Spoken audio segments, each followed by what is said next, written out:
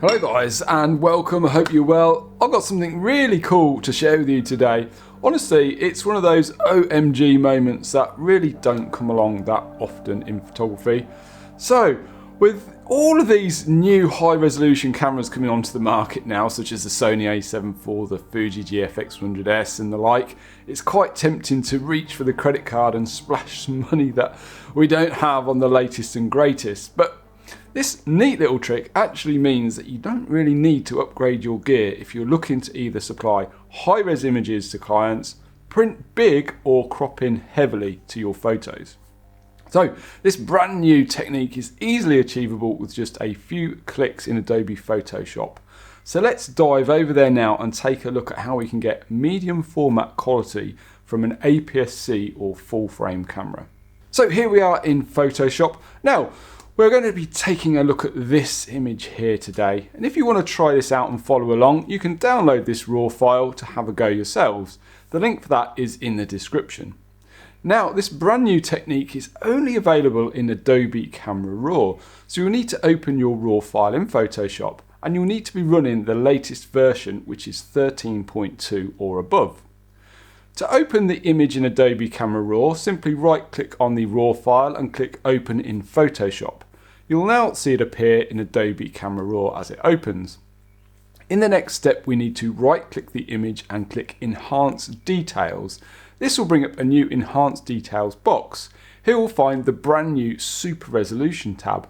Simply click this and Photoshop will increase the resolution of the image, turning this image from a 24 megapixel image to a whopping 96 megapixel image.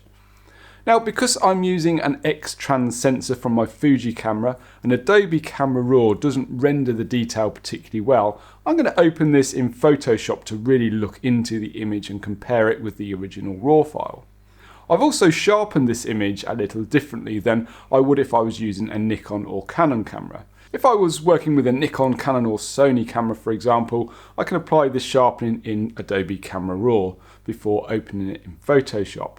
But for Fuji files, I found it best to turn off the sharpening in Adobe Camera Raw and apply the sharpening later in Adobe Photoshop. So that's what I'm going to do here. So let's take a look at these two images side by side, see if there's actually any difference. See what's going on, see if this new Super Res has actually made any difference to the detail of the image. First, I'm going to come up to Window and then click Arrange and then click 2 up vertical. This is going to show the two images side by side, the original RAW and the Super Res file. As you can see, we have the original RAW file on the left and the enhanced Super Res file on the right. So let's zoom into 100% on the Super Res file and take a look. Wow, the level of detail here is absolutely insane. It really is. It's absolutely incredible. Let's take a look at the original shot at the same crop. Now obviously this is going to be 200%. And the difference side by side is genuinely night and day. The level of detail that we're getting here in the Super Res file is absolutely mind-boggling. It really is. I just don't know how Adobe, make this process work. It's just incredible. It's like looking at a completely different image. Genuinely, the level of extra detail we're getting is just mind-boggling. So I've done another video in the past about making Super Res files, but I've never managed to get this level of detail from my previous experiments. And this can be done within a few clicks, whereas the old process took like half an hour to do. So let's zoom into the image and check out what it's like at 50% and compare that with the original file at 100%. Again, the Super Res file looks so good. So I guess why would you want to do this? What are the benefits? Well, if you're just posting to Instagram, there's no point whatsoever, to be honest. But if you're supplying product shots, for example, to a client, need to heavily crop into an image or want to print massive prints, then I would suggest this method is an absolute no-brainer. So let's take a look at what it's like actually printed to see if there's any difference in the print quality.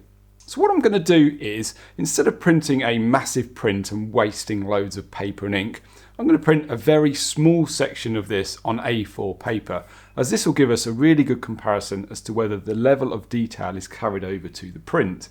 So what I'm doing is cropping in here in this shot, as that's where my focus point was when I took the image.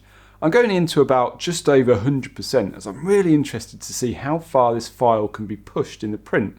So the actual size is 6.5 inches when cropped, but I'm going to be printing at 8 inches wide. So just a touch wider. It will be a good test to see if it actually falls apart when I push it. So this small section that I'm printing would actually make a 32 by 50 inch print. You know, this print's going to be massive. This is just a little bit bigger than the paper size A0, so absolutely massive. It is literally this wide by about this high. So the prints have just finished printing. Let me go and grab them and we'll take a look at these in more detail. So let's take a look at these print samples then. So firstly, let me say that the difference is absolutely night and day. I hope you can see the difference that I'm seeing here by the time YouTube's done its compressing. It's truly mind-blowing. I am more than happy with the detail of this print when looking at it less than a foot away.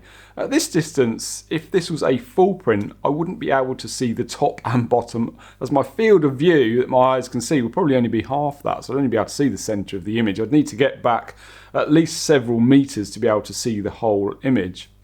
And at this size, the level of detail is incredible. You know, even when I'm really close up to the print, it looks absolutely amazing. The original file though, in my opinion, looks awful and probably unusable. So my final thoughts, without a shadow of a doubt, this will be my new way of editing my landscape photos. The question is, can it compete with medium format? Well, in terms of resolution, absolutely. But what we may find with a high-end camera is that the lenses should be far superior, and the way that level of detail is resolved should be of higher quality. The question is though, is that extra little bit of quality worth the extra space and weight in your camera bag, or the extra burden on your wallet? Well, I do plan to get a GFX loaner very soon, and I think this would make a very interesting video to, you know, compare the two images side by side. So be sure to subscribe to be notified when that video comes out. So let's take a look at the finished print at A3. So this is the finished print here, A3. Let's take a quick look at the detail of this. So yeah, this is A3 and it's printed on Photo Speed's Platinum Etching 285, and the print quality is absolutely wonderful. It really is. You can see all the little details here in the rocks. There's no artifacts, there's no noise in the shadows. The bark at the back is lovely and crisp, and all of these leaves really pop and stand out. It really truly is beautiful. It's made an absolutely stunning print. Really happy with all of the level of details in this shot.